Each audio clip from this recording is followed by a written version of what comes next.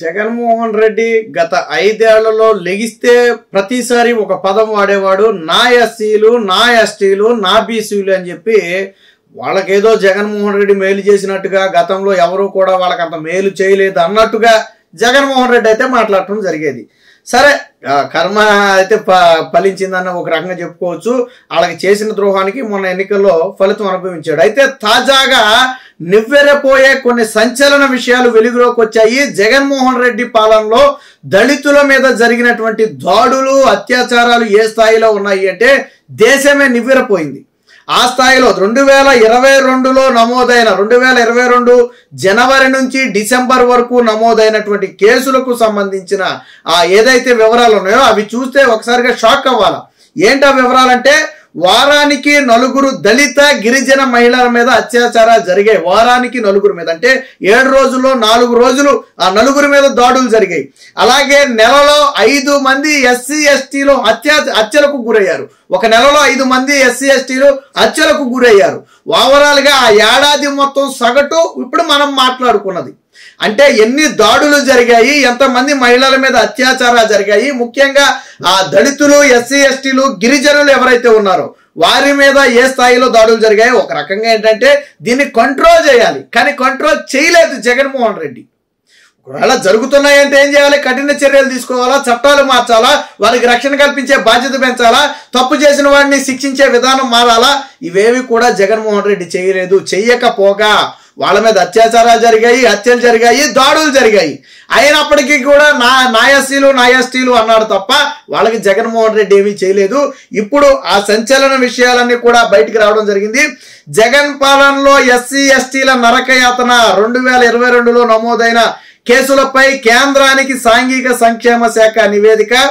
వారానికి 4 దళిత గిరిజన మహిళలపై అత్యాచారాలు, నెలకు 5 ఎస్సీ ఎస్టీల హత్య, సగటున రోజుకి 8 దాడులు, అత్యాచారాలు, హత్యలతో పాటు సగటున రోజుకి 8 దాడులు. రోజుకి 8 అంటే నెలకి 8 ఎన్ని దాడులు జరుగుతున్నాయి, ఏడాదికి ఎన్ని దాడులు జరుగుతున్నాయి మీరు అర్థం చేసుకోండి ఒకసారి. ఒక రోజుకి 8 దాడులు సగటున జరిగాయి దళితుల మీద. మరి జగన్మోహన్ రెడ్డి పాలనలో దళితులకు రక్షణ ఉందని చెప్పేవాళ్ళు ఎవరు? జగన్మోహన్ రెడ్డి దళితులకు ఎంత తీవ్ర ద్రోహం చేశాడో మనకు తెలుసు. దాదాపుగా 23-24 దళితులకు చెందినటువంటి పథకాలను రద్దు చేశాడు. బెస్ట్ అవైలబుల్ స్కూల్ లాంటి అద్భుతమైన పథకాన్ని రద్దు చేసే ప్రయత్నం చేశాడు. చివరికి హైకోర్టు, సుప్రీంకోర్టు కూడా చెంపపెట్టు కొడితే చివరిలో మళ్ళీ ఇచ్చాడు. బెస్ట్ అవైలబుల్ స్కూల్ పథకం అనేది ఏంటి? దళితుల పిల్లలు కూడా కార్పొరేట్ పాఠశాలలో చదువుకోవచ్చు, వారికి సీట్లు కేటాయిస్తారు, దానికి ఫీజు గవర్నమెంట్ కట్టాలి. గతంలో కట్టేది ఏడాదికి 100 కోట్ల నుంచి 150 కోట్లు సుమారు అవుద్ది చదువుకునే వాళ్ళకి.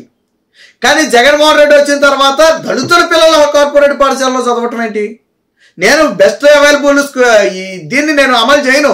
నేను అవసరమైతే అమ్మఒడి ఇస్తున్నా కదా 13,000 అది తీసుకోండి, నేను మాత్రం మీ పిల్లలకు ఫీజు కట్టనని చెప్పి హైకోర్టుకి వెళ్ళాడు. మేము బెస్ట్ అవైలబుల్ స్కూల్ పథకాన్ని రద్దు చేస్తామని.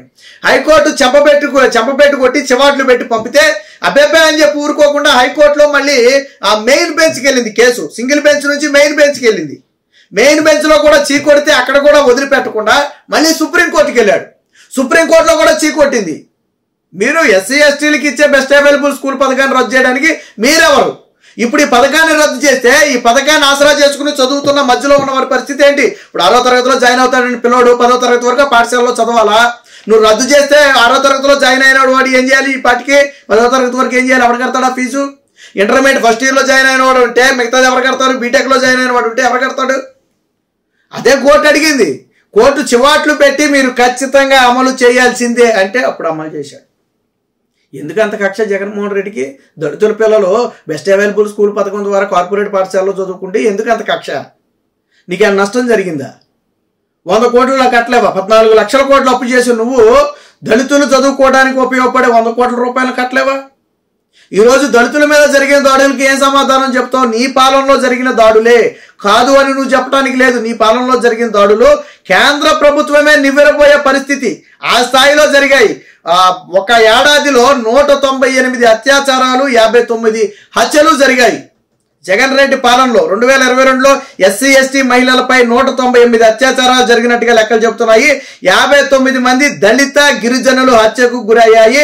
మొత్తంగా ఆ ఏడాది ఎస్సీ ఎస్టీ వేధింపులు దాడులకు సంబంధించి 2893 కేసులు నమోదయ్యాయి. ఒక ఏడాదిలో దళితుల మీద జరిగినటువంటి దాడులకు సంబంధించి దాదాపుగా 3000 కేసులు నమోదయ్యాయి. అంటే ఏ స్థాయిలో దళితుల మీద దాడులు జరిగాయో అర్థం చేసుకోవచ్చు. 5 ఏళ్లలో ఒక్క సమీక్ష కూడా లేదు. దాదాపుగా వాస్తవానికి ఏంటంటే ఈ క్రైమ్ రేట్ అనేది తగ్గుతూ ఉండాలి. కానీ జగన్మోహన్ రెడ్డి పుణ్యమా అని చెప్పి ఈ క్రైమ్ రేట్ అనేది పెరుగుతూ ఉంది. 2019లో 2700 ఘటనలు జరిగితే 2020లో 2300 ఘటనలు. అప్పుడు ఏంటంటే లాక్డౌన్ కారణంగా ఇదే అయిందిలేండి. తర్వాత 2021 నాటికి వచ్చేటప్పటికి ఏమైంది, మళ్ళీ 14% పెరిగింది. మళ్ళీ 2700కి వెళ్ళింది. 2022 నాటికి వచ్చేటప్పటికి మళ్ళీ 6% పెరిగి 2900కి వచ్చింది. అంటే ఈ దాడులు అనేది ఈ గవర్నమెంట్ సక్రమంగా పనిచేస్తే తగ్గుతుండాల, కానీ దాడులు అనేవి పెరిగాయి. అంటే దళితుల మాన ప్రాణాల పట్ల జగన్మోహన్ రెడ్డికి చీమ కుట్టినట్టుగా కూడా లేదు. అత్యంత దౌర్భాగ్యమైన విషయం ఏంటంటే ఒక సమీక్ష కూడా చేయకపోవటం అత్యంత దౌర్భాగ్యం. నేను దళితుల్ని హోంమంత్రిగా పెట్టానని చెప్పుకునే జగన్మోహన్ రెడ్డి దళితుల మీద వేల సంఖ్యలో దాడులు జరిగితే ఒక సమీక్ష కూడా చేయరా. దళిత డాక్టర్ సుధాకర్ ఎలా చనిపోయాడు, దళితుడు సుబ్రహ్మణ్యం ఎలా చనిపోయాడు, వరప్రసాద్ ఎలా చనిపోయాడు, అచ్చెన్న ఎలా చనిపోయాడు, అనితారాన్ని ఏ విధంగా వేధించారు, జడ్జి రామకృష్ణని ఏ విధంగా వేధించారు. వీళ్ళంతా దళితులే కదా. కానీ ఏ రోజు జగన్మోహన్ రెడ్డి నోరు మెదపలేదు. మనకేంటంటే పైకి 5ో 10ో మాత్రమే పెద్దగా కనపడుతున్నాయి. కానీ దళితుల మీద ఒక ఏడాది 2022 జనవరి నుంచి డిసెంబర్ వరకు 2980కి పైగా కేసులు దాడులకు సంబంధించి కేసులు నమోదయ్యాయి స్టేషన్స్ లో. రాష్ట్రం మొత్తం మీద 198 మంది మహిళల మీద అత్యాచారాలు జరిగాయి. 59-60 మంది దళితుల్ని చంపేశారు, దాడులు చేసి హత్యలు చేసి చంపేశారు. జగన్మోహన్ రెడ్డి ఏ రోజు కూడా నోరు మెదపల, ఏ రోజు కూడా దీని మీద సమీక్ష నిర్వహించాల. ఎందుకు దళితుల మీద దాడులు జరుగుతున్నాయని ఏ రోజు కూడా పోలీసు అధికారులను కూర్చోబెట్టి మాట్లాడాల. వారికి న్యాయం చేస్తామని ఏ రోజు భరోసా ఇవ్వాల. దళిత డాక్టర్ సుధాకర్ని అత్యంత దారుణంగా నడి రోడ్డు మీద పిచ్చివాడు ముద్ర వేస్తే జగన్మోహన్ రెడ్డి నోరు విప్పల. దళితుడు రామకృష్ణ ఎంత దారుణంగా వేధించారు. దళిత డ్రైవర్ సుబ్రహ్మణ్యాన్ని ఏం చేశారు మీరు? పాప ప్రశ్నించిన పాపానికైనా చంపేశారు. మద్యం గురించి ప్రశ్నించిన ఒక వ్యక్తిని చంపేశారు, కిరణ్ ఎవరో. ఇలా 1 కాదు 2 కాదు అనేక దాడులు. జగన్మోహన్ రెడ్డి దళిత ద్రోహి అనటానికి ఇవే నిదర్శనం. ప్రజలు గుర్తుపెట్టుకున్నారు కాబట్టే మొన్న ఎన్నికల్లో జగన్మోహన్ రెడ్డికి బుద్ధి చెప్పారు. లెక్కలు అనేది బాహ్య ప్రపంచానికి తెలియటం ఆలస్యం కావచ్చు, కానీ దాడుల్లో బాధపడిన దళితులకు తెలియదా జగన్మోహన్ రెడ్డి వల్ల జరిగిన నష్టం ఏంటో? వైసీపీ నేతల వల్ల జరిగిన అత్యాచారాలు హత్యలే ఎక్కువ ఇందులో, వైసీపీ నేతల దాడులే ఎక్కువ ఇందులో.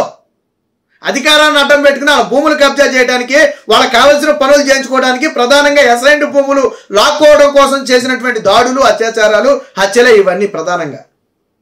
కాబట్టే ప్రజలు దళితులు మొన్న ఎన్నికల్లో జగన్మోహన్ రెడ్డికి చెంపపెట్టు లాంటి సమాధానం ఇచ్చారు. కాబట్టి జగన్మోహన్ రెడ్డి ఎంత దళిత ద్రోహి అనటానికి ఈ రోజు బయటకు వచ్చినటువంటి నివేదికలే ఒక ఉదాహరణ.